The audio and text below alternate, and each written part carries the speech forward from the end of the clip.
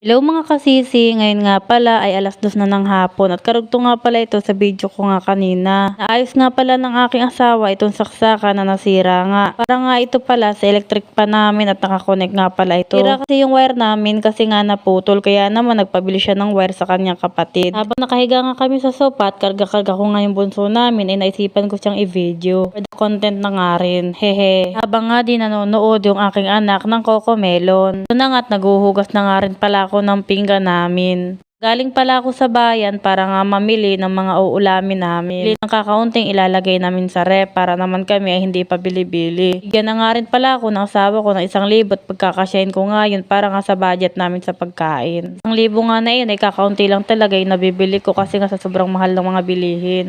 Lalo na sa mga isda, manok, tsaka sa baboy, napakamahal na talaga. Nahugasan ko na nga yung mga pinamili ko at sinundan ko naman ang paghuhugas nga ng pinggan namin. Tapos kasi namin kumain ng tanghalian na hindi na nga talaga muna ako naghugas at sabi ko ngay mamaya na lamang. Kaya nga eto at akin na nga sinuhugasan kasi nga hindi ko nga nahugasan kanina. Kanina nga bago nga ako umalis ay tulog pa nga yung aking anak na panganay at yung bunso ko naman inaalagaan nga ng asawa ko. Tapos ko nga dito maghugas ng pinggan ay ako na may magsasaing. Palagay na nga rin pala ako sa asawa ko dito ng tubig para nga kahit pa paano dire-diretso ang aking mga ginagawa sa paghuhugas ng pinggan. Kadating-dating ko nga galing palengke, diretso na nga talaga ako dito sa lababo namin. Nga ako sa bayan, bumili na nga rin pala ako ng uulamin namin para nga hindi na ako makapagluto.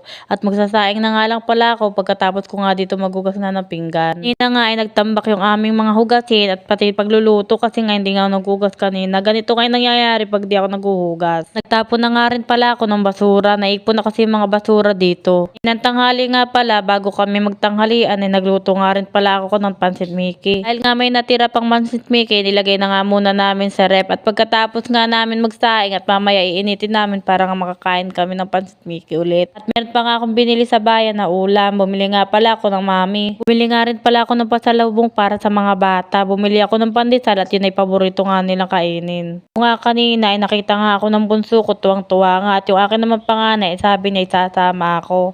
Lang naman sinabi ko naman sa kanya ay nakabalik na nga ako, sasama ka pa. Kanina nga pagpunta ko sa bayan ay wala nga pala akong kadala-dalang cellphone kasi nga yung cellphone ko ngay lobat at kailangan ko nga i-charge ito. Dating ko nga kanina ay ako naman ay nag-check ng cellphone ko nga kung okay na ba pero medyo namang charge kaya lang hindi pa lamang charge. Open ko nga pala ng cellphone ko, chinek ko nga pala yung Mama Rose mini vlog na account ko nga sa page. Ako nga pala doon bigla yung monetize tapos pwede na pala ako mag-set up sa star. At fast forward na nga rin tayo. Pagkatapos ko nga magugas ng pinggan, magsaing ay kumain na nga rin pala kami ng hapunan. Pagkatapos nga namin kumain ng hapunan, niligpit ko na nga yung mga pinagkainan namin tapos nag-prepare na nga pala ako nito. Ito nga pala ay gamot ng aking dalawang anak. Ito nga pala ay galing nga pala sa center. May nagdadala dito mga midwife kaya naman ibinigay niya sa amin at itipapainom namin sa mga anak namin. Isa nga pala ito at medyo malaki-laki din kaya naman dinurog ko nga at para hindi naman sila mabulunan. Una ko na nga munang durugin yung gamot ng aking bunsong anak at ilalagay ko nga dito sa bote niya at lilagyan ko na nga ng tubig. Nakakaunti lamang at kakalugin ko. Pasensya nyo na pala yung voice over ko at bigla namang umulan ngayon ng mas malakas pa at malakas din ang hangin. Ito na at kinakalog ko na rin at binigay ko na nga rin pala sa asawa ko at para nga ipainom na sa anak ko. Ito naman yung sa panganay ko ngang anak, dinudurog ko na nga rin at ilalagay ko nga rin sa bote niya at lalagyan ko rin ng kaunting tubig para nga kalugin at para ipainom nga sa kanya. Ang gamot pala na ito ay para sa pampurga. Ito nga pala yung bigay galing sa center. Bago ko nga pala durugin itong gamot na ito, sinubukan ko na nga palang tanungin yung anak ko kung gusto niya nga. Sabi ko nga sa kanya, orange flavor lang ito at parang candy lamang ito. At yung asawa ko nga nanguuto sa aking anak ng panganay kaso nga lamang ay hindi siya mauto-uto. Kaya naman kailangan kong durugin at ilagay nga sa tubig at lagyan ko nga ng gatas. Pero dahil nga nilagyan ko ng gatas, sabi ko nga sa kanya, gusto mo na bang dumede kahit hindi pa naman dapat. Pero alam nyo nga, hindi nyo maloloko yung anak ko kasi magaling siya makakutob kung talagang iyon ay okay sa kanya. Nang tingnan ninyo at binibigay ko na nga sa kanya yung gatas pero parang nag-aalangan siya at gusto niya nga tikman pero parang ayaw niya. Yung anak ko kapag ito ay nagkakaroon ng kutob, gusto niyang amuyin lang muna yung pagkain bago niya isubo. Hindi nyo talaga siya malalasan kung tutuusin kahit bigyan nyo pa ito ng gatas. Hanggang dito na lamang po ang video ko. Salamat po sa panonood. Sana po itapusin ninyo hanggang dulo. Maraming salamat po ulit. Okay, follow na lang po ang Generous Villaverde. Salamat po ulit.